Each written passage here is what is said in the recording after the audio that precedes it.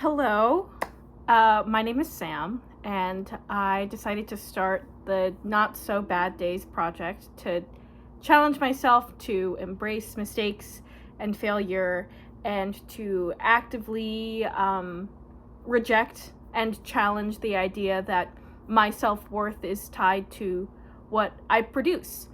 And the first thing that I'm doing for that right now is taking a video of myself and giving myself one take and then just posting it as it is. So expect this to be a little bit all over the place and very far from perfect, because that's exactly what I'm here to do, is to make mistakes and just do it anyways. I feel like my whole life I have struggled with perfectionism. Growing up in the United States, there is a extreme culture of extrinsic value, this idea that what you produce, what you have, what you look like, these are all prerequisites to love or worth. And it's also very hierarchical and very competitive.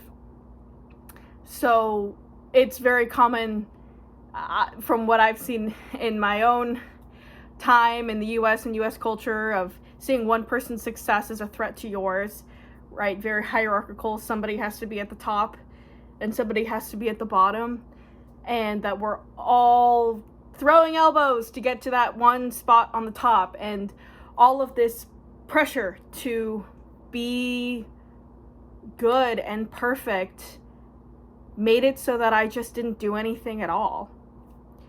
That's not giving myself enough credit. I've done plenty of things, but in terms of actually putting my voice out there into the world as a creator, as a writer, to be completely honest, I've been a writer my whole life. I've written things.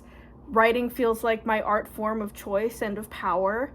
And I've always been curious about being a storyteller, and I grew up in theater, so the idea of being on a stage, under a spotlight, or in front of a camera, they've all been attractive to me in general, but the idea of putting myself fully as me, Sam, in front of a camera, or writing my story rather than performing as somebody else or writing on a certain topic, that has always felt so daunting. And like I had to get to a certain place of proficiency in my writing or in my storytelling. There are a million reasons to delay a project and to not do it. In fact, today, I came up with this idea a couple weeks ago, but I'm starting it right now. This morning I woke up with a puffy eye. It's not super noticeable now. It was worse this morning. I told myself I was going to do this today, and then I woke up with the puffy eye, and I thought, this is the perfect excuse to not do it today and push it off one more day. But no, showing up as I am, imperfect and incomplete and with a bit of a puffy eye, that's the whole point. That's the whole point of this project. And it's not, I'm not trying to, this is not in an effort to get rid of my own anxiety about mistakes and failure.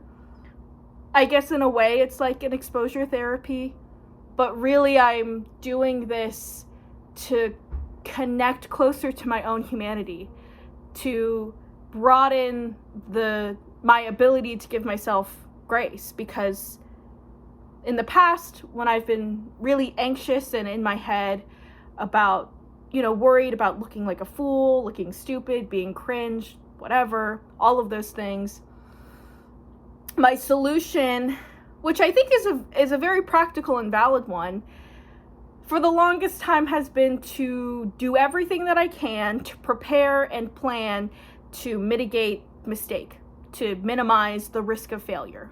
So if I was worried about going to class and being called on and not knowing the answer, I could spend more time doing the reading, making sure I knew what was going on, or sitting in the back of the class to reduce the risk of somebody calling on me. If I was worried about What if I show up to my first day of class and I'm late and I'm in the wrong classroom? 2 weeks before, I would scope out campus and identify where all of my classes are and make sure that I get there early so I wouldn't have to take that risk of being seen making that mistake, right? It's not like I don't make mistakes. I make mistakes all the time. I'm human. But there's this idea that I've learned and that my nervous system has integrated deeply, that mistakes are something that you do behind closed doors. And failure is something that happens. It's unavoidable, but reduce the risk of that happening as much as possible. I am also an early childhood educator, and we've learned a lot in my classes about the power of growth mindset and this idea that if you do something 10 times badly, you'll make more progress than spending the same amount of time trying to produce it once, if that makes sense. It's just like, the idea that even with the mistakes and the failures, just doing it is making more progress than staying behind the safety of planning and ruminating and trying to get it right? I'm just so sick of, in my life, trying to get everything right, and that doing it right is the only way to do it. It's such a chokehold on creativity because then you don't go anywhere. You don't do anything. You don't produce anything. I'm 24 and I've never really put my voice out there, and it's because I've been so terrified, and I think rightfully so. If you believe that your worth is extrinsic to you, that my worth is outside of myself, my worth is determined by my grades, how people see me, what I look like, what I have, right? Then that means that my worth, my value, my ability to love, those things are all very vulnerable to the people around me. So if I put something out on the internet and people hated it and I was just a complete fool, an idiot, then that has if my worth is tied to that, then that could be very damaging to my self-image, to my self-esteem. The whole point of this project is to say, no, my self-image, my self-worth, my self-esteem, my ability to love, my worthiness of love, these things are inseparable from who I am integrally. I can make as many mistakes, I can make as many failures, that doesn't change how much love I am worth and how much love I deserve. And that's one of those things that is a lot easier to see in other people than it is to recognize in yourself. I practice this idea of radical self-love, which I learned about through Sonia Renee Taylor's book, The Body's Not an Apology. I highly recommend that, by the way. But it's just this idea that radical love is saying that no matter who you are, what you have, what you look like, what your status is, that you're still worthy of love. There are no prerequisites to love. And I full-heartedly believe that.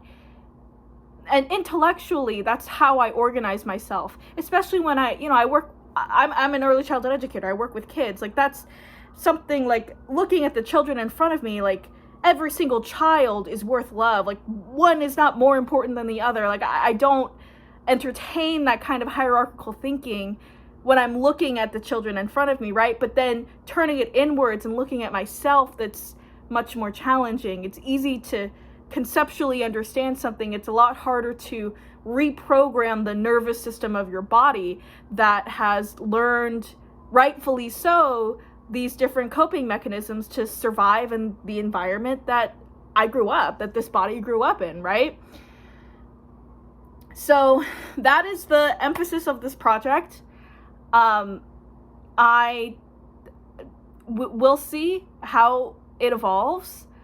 I am here to push myself to grow, and one of my growing edges, the thing that I have come to that I'm saying is, I am loud, I take up space, I make mistakes boldly and publicly, and I use my voice. You know, there's a whole other ethical discussion. Something that's tripped me up in my own mind is, like, is it ethical to produce and show to the world such self-centered content when there are a bajillion action items in an unjust world that always need attention? And to that I say, I'm at this point where I think that this is, in a way, my form of resistance. It's not my only way. Wherever you are, if you're listening to this, please practice community care. Take care of the people around you. Give whatever you have the capacity to give, which it doesn't just mean money, and it doesn't just mean, you know, it could be money, it could be time, it could be energy, it can be craft. Like, I am not there are so many beautiful people and resources that are out there to listen to, who know a lot about community action and all of those things. All of that is to say, really, the reason why I decided to do this anyway is as a personal growing edge, and also to combat this sort of fear of cringe and fear of foolishness, to be, you know, to embrace mistakes, to embrace failure, to embrace being cringe at the risk of being judged. Like, that's freedom. And if you needed to hear that from someone, and if you needed permission to believe that making mistakes is connecting to your own humanity, then I'm here to deliver that message if you needed to hear that today. With my messy background, rambling script, and all. So that's what I have for today. I don't know where this is going, but I'm just here to try something out, to pursue my growing edge, and do it. Do it bad. Do it poorly. Do it with my heart racing. Just doing it anyways. Okay, well, I'm going to end that there.